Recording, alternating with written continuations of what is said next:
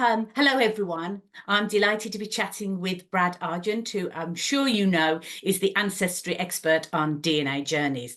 But that's only, I'm sure, one of your many hats with Ancestry, Brad. Thank you so much for having the time to chat with me today. Oh, it's a real pleasure, Karen. Thank you. Thank you. So I'm going to go straight into it. So I understand you were previously in banking. So how did you become involved with Ancestry and then sort of become involved in DNA journeys? I'm Yeah, fascinated to wow. know. Yeah, geez, I started my working life in banking too many decades ago. It's one of those things where I had been prior to working in Ancestry, I'd worked in advertising, and I'd actually worked in a Big Four consulting firm. I'd worked for Ernst & Young for a while, but I wasn't doing anything, and quite enjoying not doing anything. I'm not sure my accountant was that happy, but I was very happy. But my wife told me I needed to get out of the house, essentially. And so I thought I better look for a job. And I saw that this was back in 2006. And I thought, okay, well, and I was in Australia, and I saw that Ancestry were advertising a role because they were starting an Australian office. And I've been doing my family history for, about 10 years. And I thought, you never get a job that's a hobby, but you've got to give it a shot, right? You've got to try. And I think it was just right place at right time. And in February of 2007, we started the Australian office. And, I've worked in multiple bits of Ancestry over the years. But about 8 years ago, somebody said, find out how to make television. As you do. And so I went, oh, okay. And I look, that here we are, and we've got shows on air in multiple countries. DNA Journey has a real soft spot for me, because, I got to work with Ant Dec, which was the first episode out of the gate, which was, just so wonderful. I mean, the thing that I love about working with them is they are exactly what you see on the telly is exactly who they are. Oh, okay. Yeah, that's cool. And, and I think that is probably the thing that's made them so successful for so long. They're not acting. This is just who they are. They are just genuinely lovely people. And then what I like about the show generally, and what draws me to it as a narrative, is the show it fits around the people. So we tell stories that are curated for the talent that's in the show. And so we listen to them and we try and find out. And I think this is a really good takeaway for, those of us who are just doing family history for ourselves. Think about your audience. And in this case, for me, the storytelling is always with celebrity.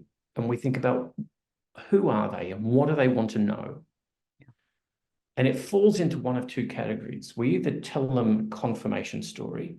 You thought you were this, and here is the evidence to prove it. Yeah. Or a transformation story. You think you're Irish, but you're actually Scottish. And I think if we all crafted our own family histories, the telling of them, with that entertainment view in mind, we'd engage a lot more people. Yeah. And one of the things, and look, I love Who Do You Think You Are? It is beautiful. It is very much a traditional family history show where they follow a line back. In DNA Journey, we will jump to the left or the right if that's where the story takes us. Yeah. And people, I think, really it resonates with people a lot better because we're telling stories about family. And as long as we can help them understand what the connection is, they're fine. We don't need to overly dwell on that. And so it's often, I think a great example is Ricky's story, his connection to Jane Cunningham, which is second cousin 4 times removed or something, right? But it's like, soon as you hear the word cousin, that's all you kind of need. Yeah. And the story's there. And so how did I get there? It was a long journey, but I have a habit, Karen, of saying yes to everything, which, you know, there obviously doesn't always pay out. But I find it gives me a lot more opportunities to do things. None of them are, you know, some of them aren't always successful. Yeah. But you've got to take a risk. Yeah. Actually, when you were talking about how, I think that's a really beautiful point about DNA journeys, because that's how, when we're doing our own family history, certainly you've described exactly, you see a particular ancestor or a relation to an ancestor, and you click onto them because something happens, you find something in a newspaper or something in a death certificate, and you just go off on that side tangent because it's just too fascinating not to carry on with, isn't it? So that's what DNA Journeys is doing, really, essentially. Yeah, it's very dynamic. We don't start out with any real goal in mind other than, okay, this is the person whose story we're telling. So this is the talent, if you like, or the celebrity. What are they like? And we always have a dream story. What's our dream story that we want? I was going to ask you that. I was going to say, what's your perfect sort of celebrity story?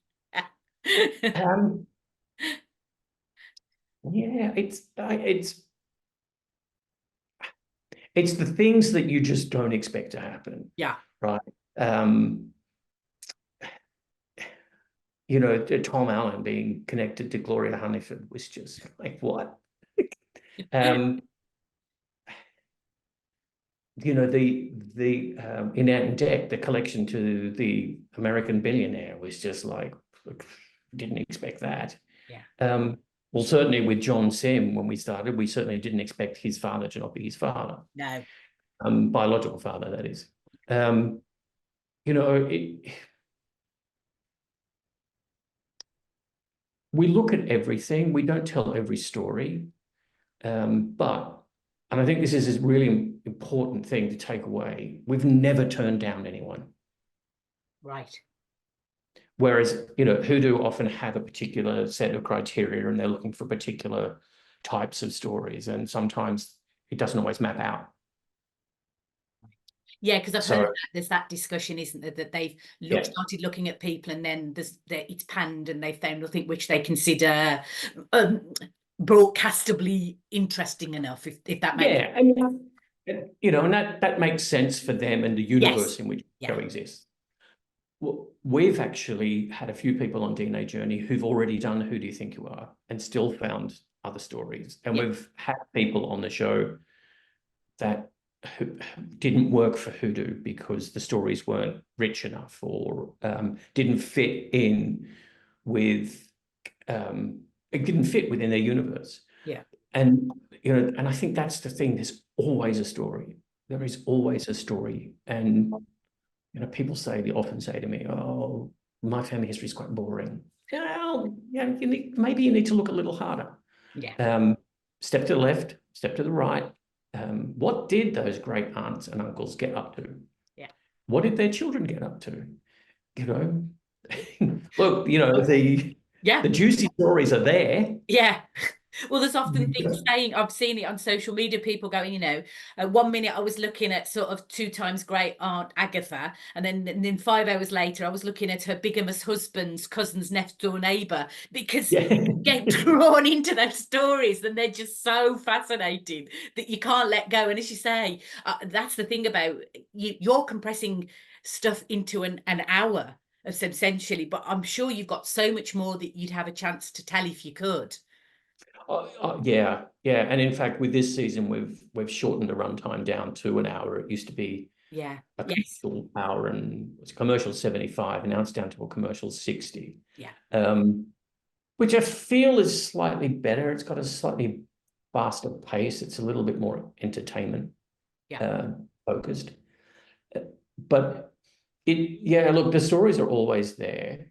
I think one of the things, and this is, I'm just talking personally, one of the things that we miss as a family historian is, I think we can forget about social history. And okay, you might have a boring ancestor, but think about where they were, think about when they were there, think about what was happening there. And, did they get to see a coronation? Did they live through a war? I mean, one of the challenges that you can often find if your ancestors are, law-abiding and rather sedentary, is there's not a lot of information. They're born, they're in the census record, they get married, they die. But they've lived a life, and the world has happened around them. And I think if you start to look at, well, where were they living? Did they live there all that time? What was happening in that place? What was going on at the pub down the road that they probably went to? And so I think there is, when you bring a TV brain into family history, suddenly all these narrative pathways open up that, we might kind of forget about if we are just stuck within that narrower version of history that's just family history. Yeah, that kind of just, that some people, it's almost like, how many names can I attach to my tree and how far back I can go, without actually sharing the riches of each of those people along the way. I mean, I hear what you're saying, because sometimes the ancestors I've found of most interest have not been the ones that have necessarily been that quick to find because of various things, maybe simplicity of, a surname or something, but because I've had to dig around, I've actually found out far more about them. And to me, they live.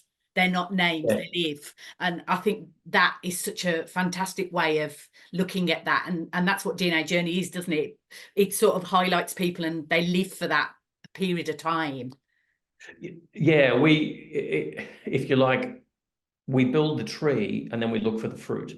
Yeah, nice analogy, And sometimes that is very, very easy to find. Sometimes we are searching for it days out from filming. So, and this is one of the other things I love about the show is it's quite a dynamic experience, and we'll often look to see how people react to a story before we lock down exactly the direction that it might take. Okay. And so sometimes we'll go into a story with a couple of different pathways, because you never know how somebody's going to react to the things that you tell them. Yeah. And one of the things you might notice if you watch the show is less is more. And so rather than just sort of telling them everything we know in one sitting, we'll tell them something, let them process it. Of course, you edit it down so it looks tighter. Yeah. But if you give people space, they'll fill the space with something. Yeah. And often that will give you an indication of how interested are they in this. Am I telling this story the right way? Yeah. And this is all stuff we can all use when we're telling our own family stories, right? Is how do I turn it into something that's going to pull people in to the story? Yeah. And often a lot of that is by telling them less. Because the more you give them, the more they have to process. So if you just start giving them little bits, you can, and you quite literally see them lean in to the story because they want to know more. the luring technique. Yeah. Yeah. And it works. And you know, family history used to be seen as one of those rather dull pursuits. Yeah. But I think shows like Who Do You Think You Are and certainly DNA Journey have gone a long way to making it a dinner table conversation. Yeah. Because what it's done is it's helped reframe it as storytelling rather than fact gathering. And, you know, my hope is that when people watch the show, particularly when people watch the show who've done family history, they kind of think, oh, okay, well, I could tell that story. I could tell a story like that. Because we all have the building blocks. They're all there. Yeah. It's just about, and if you watch the show with an analytical mind, you can kind of work out what they are. Yeah. Can I move on, obviously, to the DNA? Sure. Because that's part of the thing. My remit in Family Tree magazine is that I sort of started out in 2017 by taking a DNA test and ended up writing for the magazine, talking about what I was learning about DNA as I went along. And I get a lot of people who then send me inquiries, and sometimes I am able to find things in their DNA that I can see that they haven't quite spotted that is going to cause them maybe upset or surprise. Obviously the John Sim one is a big one in your case, in like very recently. Do you have, or can you share some of the steps if someone was in the position where they're looking at someone's DNA test and they've realized there's a surprise, what would you maybe share with those people on how to approach that? Yeah. Okay. So we have a protocol that we use, and this protocol is something we use across all the shows that we make. Okay. Because it will, at some point, if you're doing DNA and looking at people's DNA, at some point this is going to happen, right? It's just a matter of when. Yeah. And so it's important to have a protocol in place. It's reasonably simple. What we would do is we would flag that there's an issue. So the first thing I do when if I'm looking after somebody's results, and in fact, I'm working on a show in Australia at the moment where I have to look at 300 odd results. Right. And so I go through, the first thing I do is I go, okay, are the results matching expectations? Yeah. Out of the gate. Are there any matches that don't make sense? Sometimes it's very, very obvious when there's a sibling match and they said they don't have any siblings, or you know, there's a clear non-paternal event in the DNA.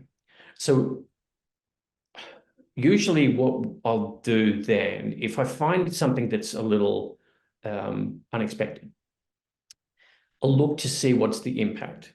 So how recent was it? And if that is going to directly impact somebody who is still alive. So if a parent is not a parent, or if a grandparent is not a grandparent, but their children are still alive, then that's an issue. If it's a great grandparent, it's less of an issue. But and then what we'll do is we'll usually contact the person and say, your results are back. There's we've uncovered something that we weren't expecting. Of course, we always tell them that before we go in, that that's a possibility. Yeah. But no one ever thinks it's going to happen to them. To them, no. And, you know, we suggest that they might have somebody on the call to support them. We might pull in a social worker. We might pull in somebody from a legal department. We might pull in somebody from a network if it's something that we're making with a production company. So there'll be, depending on the situation, there'll be, a couple of people on that call. Yeah. But the primary focus is the welfare of the person that we're giving this information to. Yeah.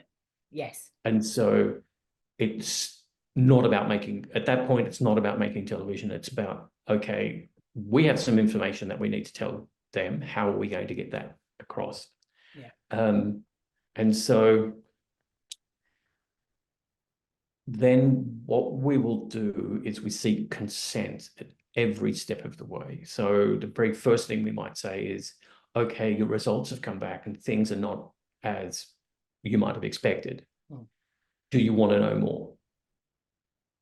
And in some cases, I've had people say, no, I don't wish to know anymore, which is fine, totally fine. Everybody's reaction is different. There's no right way to respond to that.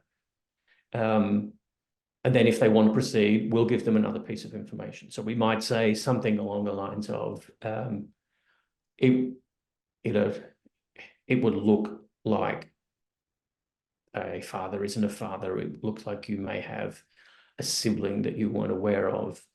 It looks like a grandparent's not a grandparent. Looks like you may have been adopted. We try not to be too absolute because, the confidence on these things is approaching 100%, but it's never 100%. So we just need to be careful how we frame everything. Yeah. And the thing to keep in mind, and this kind of makes it feel a little bit more dramatic than maybe it is, but you are creating a core memory. Yeah. You're telling somebody something about themselves that has the potential to change who they are.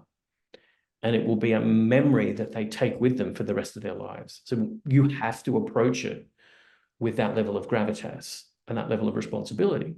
Yeah. And it's important that you get consent, and you ask them if they want to proceed. You give them the opportunity to take away, process, and come back. Some people do. Some people say, hey, I had one person I worked with that needed some time, and it took them 6 months to be ready to hear more information. Some people are just, no, give it to me now, everything. I want to know everything. So everyone sort of fits somewhere in between those two things. Yeah. And then it's just, okay, you tell them the next thing and you ask them if they want to proceed, and then you tell them the next thing. And it's important to get that consent for every fact you're revealing, because they might feel really excited by the mystery and the adventure. But then you tell them something, that one thing you tell them could completely change their outlook. Yeah. So don't just assume a consent up front is a consent to reveal everything. Yeah. And step them through everything with consent, and then always look to do a follow-up. Give them time to process it. And it's usually something that happens within 24 hours. And then it's usually around a week or two after are you sort of your two touch points. Yeah. 24 hours, it kind of hits home. And then the next week or two, there's a realignment and a reassessment of everything.